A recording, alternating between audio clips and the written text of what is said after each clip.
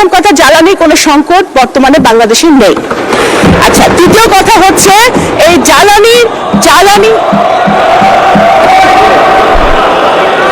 মাননীয় speaker, Honorable members, may I humbly request all of you, honorable members, please, জি মাননীয় প্রতিমন্ত্রী আপনি আপনার বক্তব্য অব্যাহত রাখুন। এখন সম্পূরক প্রশ্ন করবেন ঢাকা 14 আসন থেকে নির্বাচিত মাননীয় সংসদ সদস্য মীর আহমেদ বিন কাসেম। ধন্যবাদ।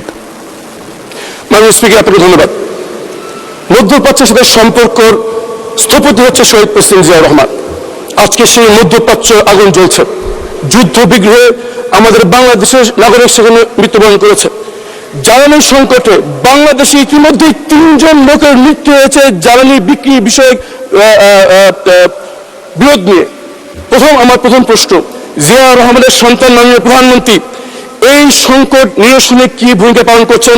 পররাষ্ট্রমন্ত্রী সারা বিশ্বে ঘুরে বেড়াচ্ছেন জাতিসংঘের প্রেসিডেন্সি পদে, সেখানে আমাদের এই জ্বালানি সংকটের ব্যাপারে কি ভূমিকা পালন করছেন আমরা সেটা জানি না। এই বিষয়ে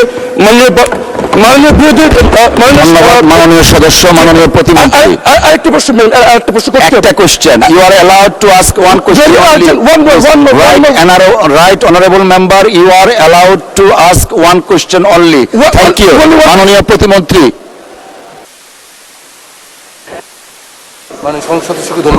মাননীয় স্পিকার, আমাদের মাননীয় সংসদ সদস্যকে ধন্যবাদ জানাই।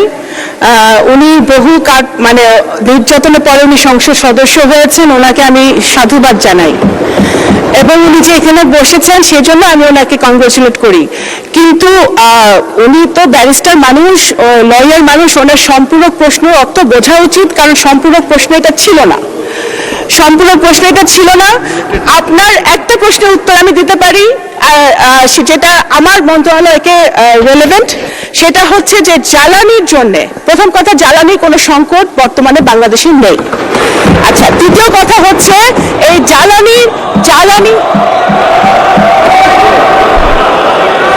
মাননীয় speaker, Honorable members, may I humbly request all of you, honorable members, please, জি মাননীয় প্রতিমন্ত্রী আপনি আপনার বক্তব্য অব্যাহত রাখুন।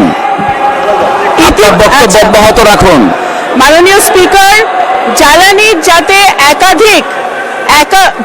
যাতে একাধিক সোর্স থেকে আমরা সরবরাহ করতে পারি, সেই জন্য ইতিমধ্যেই মাননীয় প্রধানমন্ত্রী একাধিকবার আমাদের সাথে বসেছেন। জ্বালানি মন্ত্রণালয়, পররাষ্ট্র মন্ত্রণালয়, বিভিন্ন সংশ্লিষ্ট মন্ত্রণালয়ের সাথে উনি বসেছেন। আমরা মধ্যপ্রাচ্য ছাড়াও যে সকল সোর্স থেকে আমরা জ্বালানি আনতে পারি সেই ব্যাপারে আমরা নিরলস কাজ করে যাচ্ছি এবং ইনশাল্লাহ আমরা সেটাতে সফল হব। দ্বিতীয়ত হচ্ছে আমরা প্রথম থেকে বলে আসছি, যখন এই যুদ্ধটা লেগেছে, বাংলাদেশ সরকারের একমাত্র গুরুত্বপূর্ণ কাজ হচ্ছে, ফার্স্ট প্রায়োরিটি হচ্ছে বাংলাদেশিদের আর যে মধ্যপ্রাচ্যে বসবাস করছে তাদের নিরাপত্তা নিশ্চিত করা।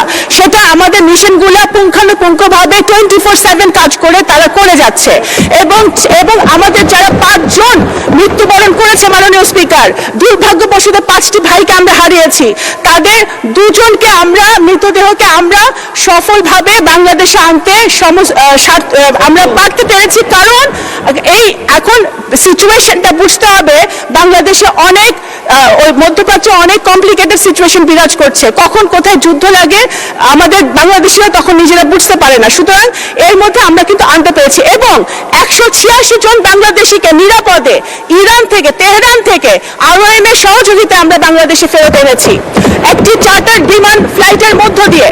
সুতরাং বাংলাদেশ সরকার, বাংলাদেশিরা, নাগরিকরা পৃথিবীর যেখানে আছে নিরাপদে আছে কিনা সেটাই আমাদের একমাত্র প্রায়োরিটি এখন বর্তমানে। ধন্যবাদ মাননীয় স্পিকার। ধন্যবাদ মাননীয় প্রতিমন্ত্রী।